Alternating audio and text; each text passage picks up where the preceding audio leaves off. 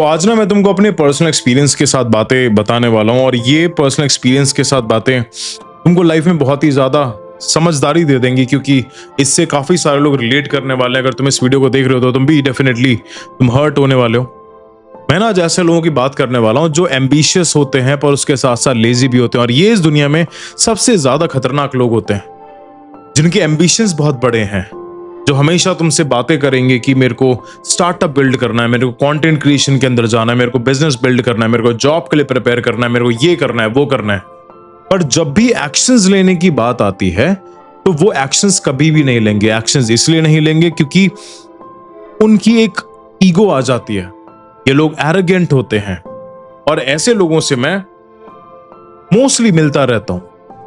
और जब ऐसे लोगों का मेरे को ये पता लगता है कि यार ये सेम एम्बिशियस लेजी इंसान है, तो मैं उनको फिर टाटा बाय बाय बोल के अपना साइड में चला जाता हूं। और वो चीज तुमको भी करना चाहिए अगर तुम एम्बिशियस हो और तुम एक्शंस भी लेते हो, क्योंकि ऐसे लोग तुम्हारी लाइफ के अंदर तुम्हारी एनर्जी को हमेशा ड्रेन करेंगे। वो तुम्हारे पास आएंगे, तुमको अपने विजन्स बताएंगे, तुमको अपने गोल्स बताएंगे, तुमको बताएंगे कि उनको ये क्रिएट करना है वो क्रिएट करना है, पर करेंगे नहीं। तुम उनको सजेशन दोगे क्योंकि तुमको पता है, क्योंकि तुम बिल्ड कर रहे हो। क्योंकि मैं भी पहले ऐसे करता था, मैं सजेशंस बताता था कि ठीक है ये कर लो वो कर लो ये क्रिएट कर लो यहां से कर लो, पर at the end of the result क्या निकलता था?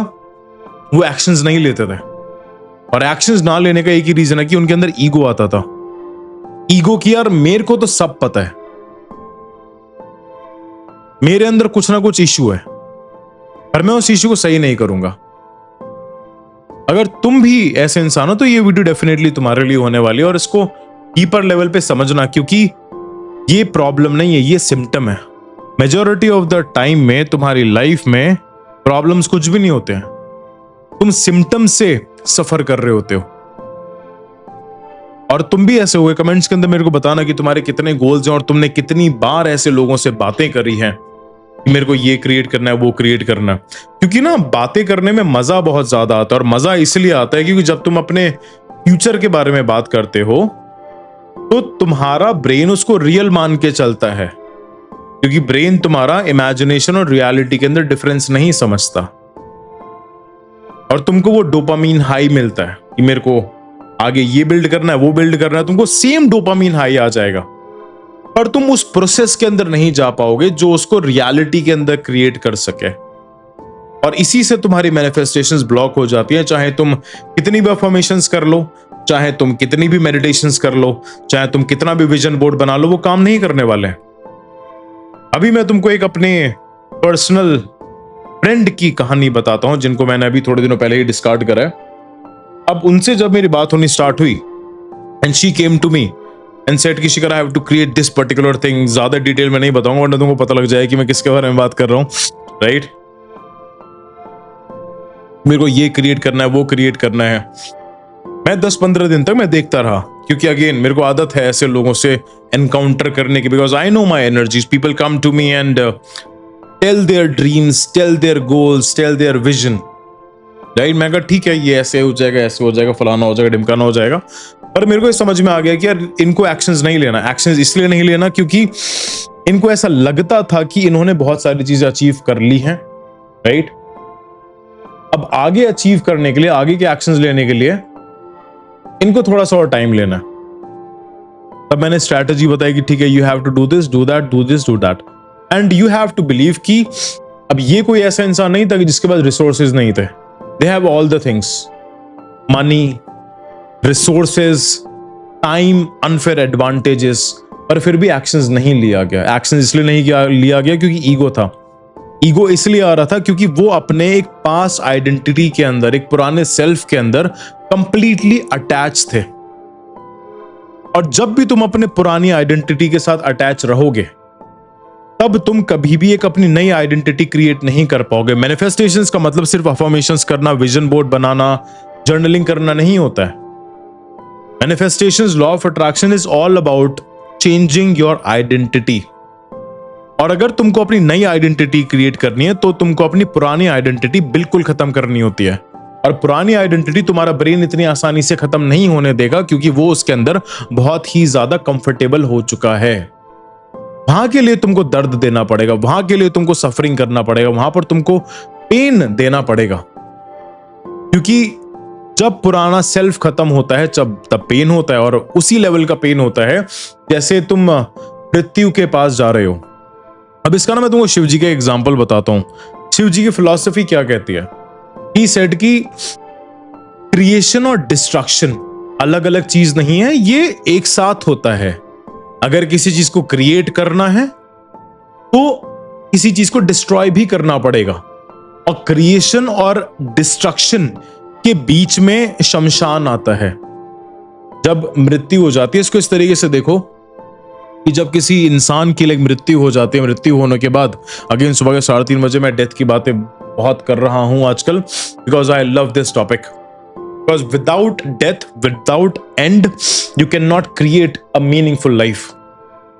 अब जब एक इंसान की मृत्यु हो जाती है, मृत्यु होने के बाद उसको जब जला दिया जाता है तो राख बन जाता है, और उसकी सोल दूसरी जगह पर ट्रांसफर होने लगती है। और जो राख होती है वो एक शून्य स्टेट होता है। उस शून्य स्टेट पे मेजॉरिटी ऑफ द लोग आके फंस जाते हैं। जब भी वो अपनी एक नई आइडेंटिटी क्रिएट कर रहे होते हैं, पुरानी आइडेंटिटी ऑलमोस्ट टूट चुकी है उनकी, ऑलमोस्ट टूट चुकी है। मैं ये नहीं कह रहा 100% टूट चुकी है, ऑलमोस्ट। अब वो बीच में आके खड़े हो गए हैं। अब बीच में आके खड़े हो गए हैं, अब वो अपनी पुरानी आइडेंटिटी के साथ भी अटैच्ड हैं कि यार मेरे पुराने फ्रेंड्स थे, मेरी पुरानी हैबिट्स थी, मेरे पुराने लोग थे, वो सारे छूटते चले जा रहे हैं। अब वो उस इंसान की कॉन्शियसनेस पे डिपेंड करता है कि वो अपने फ्यूचर सेल्फ को कितना बैडली चाहता है। काफी सारे लोग उस शमशान पर आ जाते हैं, उस शून्य स्टेट पर आ जाते हैं, आने के बाद वहां पर रुक जाते हैं, फिर वो अपनी पास आइडेंटिटी पर चले जाते हैं। जिसके बारे में तुमको पहले ही बताया कि तुम एक लूप के अंदर चलते रहते हो, तुम same habit, same pattern, same लोग, सेम बिहेवियर को बार बार रिपीट करते रहते हो। मैनिफेस्टेशंस को ऐसे मत समझो कि बहुत ज्यादा आसान चीज है। अगर कोई नई चीज क्रिएट करनी है तो पुरानी चीजों को खत्म करना पड़ेगा, और डिस्ट्रक्शन हमेशा पेनफुल होता है। अब जितने भी एरोगेंट लोग होते हैं, जो एम्बिशियस और लेजी लोग होते हैं, वो उस पेन को झेलना नहीं चाहते हैं। अब यहां पर काफी सारे लोग सोचेंगे कि हम तो पेन झेलने के लिए तैयार हैं भैया, पेन आ जाए। नहीं झेलने के लिए तैयार। बोलना आसान होता है, जब तुम उस प्रोसेस के अंदर होते हो तब एवरी सेकंड पेन होता है। वो फिजिकल पेन नहीं होता, मेंटल डिस्कंफर्ट होता है। जब तुमको कोई नई चीज बताता है कि ठीक है, जितनी भी चीजें तुमने करी हैं वो सब गलत हैं, अगर सही होती तो तुमको तुम्हारे डिजायर्ड रिजल्ट्स मिल चुके होते, फिर तुम अपनी पूरे रियलिटी पर, जो प्रीवियस आइडेंटिटी की रियलिटी है, तुम उस पर क्वेश्चन करने लगते हो। वो क्वेश्चन क्या करते हो कि यार इतने टाइम से जो मैं जी रहा हूं, इतने टाइम से जो मैं चीजें कर रहा था, वो इसका मतलब गलत थी। अब ये मानना बहुत ज्यादा मुश्किल है कि यार इतने टाइम से जो चीजें मैं करते आ रहा हूं, चाहे मैं 20 का हूं, 21 का हूं, 25 का हूं, 30 का हूं, 35 का हूं, 40 का हूं, 50 का हूं, वो सब गलत था। तुम्हारी पूरी रियलिटी ब्रेक होती है, और जब तक वो रियलिटी ब्रेक नहीं होगी तब तक नई रियलिटी क्रिएट नहीं होगी। अब ऐसे टाइम पे लोग सिर्फ बातें ही करते रह जाते हैं और कुछ क्रिएट नहीं कर पाते। अभी हमारे पास आई गेस 2 महीने पहले एक ऐसे ही क्लाइंट आए थे। He was building a very good startup. उनको फंडिंग नहीं मिल पा रही थी, सब कुछ अच्छा था। फंडिंग इसलिए नहीं मिल पा रही थी क्योंकि अपनी पुरानी आइडेंटिटी के साथ बहुत ज्यादा अटैच थे। जब हमने साथ में काम करा तो उनको आई गेस 2 हफ्ते पहले ही उनको $7.5 मिलियन का फंड मिला है। उन्होंने रेज करा अपने स्टार्टअप के लिए, और that is very painful part. उन्होंने सामने रोया भी है, वो सामने बर्स्ट आउट भी हुए हैं, उन्होंने पता नहीं क्या क्या चीजें करी हैं, but that is the process. You don't have to ignore your pain, you don't have to ignore your misery, you have to face it, you have to face your darkness. जिसने डार्कनेस को face कर लिया, काल युग ने darkness के ऊपर बहुत बात करी है, that you have to get into your own darkness. और उस डार्कनेस के अंदर जाके अपनी इनसिक्योरिटीज को, अपने पेन को, अपने पास के ट्रॉमा को सामने निकाल के रखना है, और उसको फेस करना है कि ये भी मैं था, ये भी मैं हूं। अब मेरे को ये डिसाइड करना है कि मेरे को प्रीवियस सेल्फ को खत्म करके आगे बढ़ना है या फिर मेरे को यहीं पर रहना है। 90% लोग नहीं कर पाएंगे। मैं हमेशा बोलता हूं कि 90% लोग सक्सेसफुल बनने के लिए बने ही नहीं है, because they are too comfortable in pain. अब तुम कहोगे कि भैया पुराने उस पेन के अंदर लोग कंफर्टेबल कैसे होते हैं। जाके तुम देखो जो झुग्गी झोपड़ियों के अंदर लोग रहते हैं, जो एक छोटी सी जॉब के अंदर कंफर्टेबली जिंदगी ही बिता देते हैं। उनको पता है कि वो जॉब उनके लिए नहीं है, उनको पता है कि that they have so much of potential, so much of capacity, but नहीं करेंगे क्योंकि पुरानी आइडेंटिटी के साथ इतने ज्यादा अटैच है कि नहीं छोड़ना है। अब ये तुमको डिसाइड करना है कि तुमको पुरानी आइडेंटिटी के साथ अटैच रहना है या उसको खत्म करना है। खत्म करने के लिए तुमको सबसे पहले सब्सक्राइब करना है और मेरी सारी वीडियोस को बिंज वॉच करना है। And if you want to take personal mentorship from me, the consultation link description के अंदर है, और तभी डिस्क्रिप्शन के अंदर जाना, तभी उस लिंक पर क्लिक करना, तभी स्लॉट बुक करना जब पिछवाड़े में इतना दम हो कि अपनी पास आइडेंटिटी को तोड़ सको।